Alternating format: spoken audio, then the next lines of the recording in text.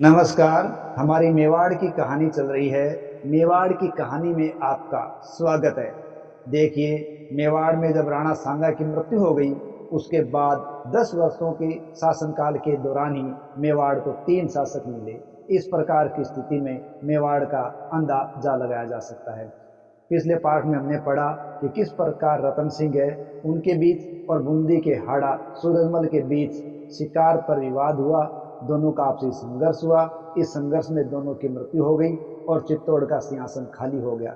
इस चित्तौड़ के सिंहासन को खाली पाकर कर्मावती, जो कि सांगा की उपपत्नी थी, वो वहां पहुंचती है और अपने पुत्र विक्रमादित्य को शासक बनाने में कामयाब हो जाती है।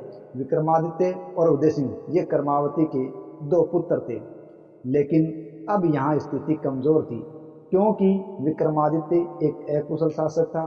वो पहलवानों और तमाशबीनों के सहवास में रहकर राजकाज की उपेक्षा करने लगा था और ये यहाँ के सामंतों को पसंद नहीं आया। साथ ही साथ हाड़ी रानी कर्मावती के व्यवहार से भी स्थानीय सामंत है वो असंतुष्ट थे।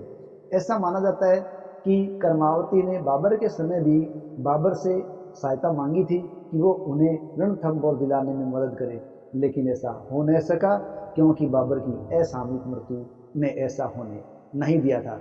लेकिन जैसा भी हो, ये सामंतों के बीच असंतुष्ट का कारण था। इस प्रकार वो माँ और बेटे दोनों से ही असंतुष्ट रहे थे। चित्तौड़ की जब ये स्थिति थी, उसी समय गुजरात के शासक बहादुर शाह थे। वो इस चित्तौड़ की स्थिति से फायदा उठाना चाहते थे।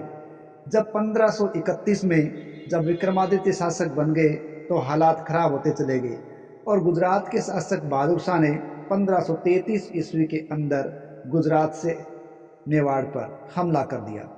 लेकिन रानी कर्मावती ने उस समय बीच बचाव किया और बहादुर शाह को कुछ धन देकर शांत किया और साथ ही साथ उन्होंने हुमायूं, जो कि मुगल शासक था, उसको राखी भेजकर अपनी सहायता करने के लिए आमंत्रित किया था। लेकिन अगले ही साल जब बहादुर शाह दोबारा आया 1534 के अंदर, तब हुमायूं नहीं पहुंच पाया था। इस प्रकार 1534 के अंदर चित्तौड़ की रक्षा का भार कर्मावती ने देवलिया के रावत बाघ सिंह को सौंप दिया और अपने पुत्र उदय सिंह तथा विक्रमादित्य को ननिहाल बूंदी भेज दिया था। जब हुमायूं का आगमन नहीं हुआ तो देवलिया के रावत बाघ सिंह ने नेतृत्व करते हुए बहादुर शाह का सामना किया और जब तक वो जान पे जान थी तब तक लड़े और अंत में वो धराशायी हो गए। इस प्रकार चित्तौड़ पर बहादुर शाह का कब्जा हो गया और 1534 के अंदर इस कब्जे के दौरान ही कर्मावती के नेतृत्व में महिलाओं ने जौहर कर लिया। इस प्रकार 1534 में चित्तौड़ में दूसरा साका हो गया। इधर हुमायूं है भोग विलास में डूबा हुआ था। अब वो आ रहा था। जब यह आने लगा तब बहादुर शाह को उसकी पता चल गया कि हुमायूं आने वाला है, तो वो उस क्षेत्र को छोड़कर चला गया। इस प्रकार चित्तौड़ वापस मुक्त हो गया था। चित्तौड़ पर पुनः विक्रमादित्य शासक बन गए, लेकिन यहाँ की अव्यवस्थाओं ने किसी और को ललचा दिया और वो था बनवीर। दरअसल कुंवर पृथ्वीराज, जो कि महाराणा सांगा के बड़े भाई थे, उनकी एक दासी थी कुंतल दे।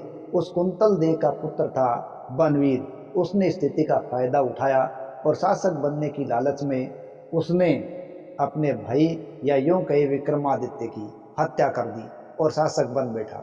अब वो चाहता था कि उसके रास्ते में कोई दूसरा उत्तराधिकारी बनकर न उभरे, इसलिए उसने उदय सिंह की भी हत्या का प्रयास किया। लेकिन इस बात का पता उदय सिंह की धाय माँ पन्ना धाय को लग गया और उसने अपने पुत्र चंदन की बलि देकर अपने स्वामी के बेटे, अपने मालिक के बेटे उदय सिंह को बचा लिया और उसको बचाकर कुंभलनेर के किलेदार आशादेवपुरा के पास पहुंचा दिया था। इधर मेवाड़ के सामंत बनवीर से खुश नहीं थे, क्योंकि बनवीर अकुलीन था और अकुलीन होने के कारण सामंत उससे घृणा करते थे। इसलिए वो धीरे धीरे यहाँ से निकलने लगे और वो कुंभलगढ़ में जाकर एकत्रित होने लगे थे। धीरे धीरे वहाँ इनकी संख्या ज़्यादा होती चली गई। बाद में पाली के अखेरा सोनगरा की पुत्री से उदय सिंह का विवाह हो गया था। इस विवाह के कारण उसके समर्थकों की संख्या जो बढ़ रही थी वो और भी ज़्यादा बढ़ गई थी और अब कई राठौड़ सरदारों का समर्थन है वो उदय सिंह को प्राप्त हो गया था। इस प्रकार अपने संगठन को बड़ा पाकर उदय सिंह ने बनवीर पर आक्रमण कर दिया। अब बनवीर के साथ क्या हुआ, वो मारा गया या भाग गया, इस प्रकार की कोई जानकारी प्राप्त नहीं होती, लेकिन संकेत मिलता है कि दासी पुत्र बनवीर को भगाकर उदय सिंह है वो मेवाड़ के सिंहासन के स्वामी बनने में कामयाब हुए और अपने आप को इतिहास में एक योग्य शासक के रूप में दर्शाया। तो अगली कड़ी में उदय सिंह।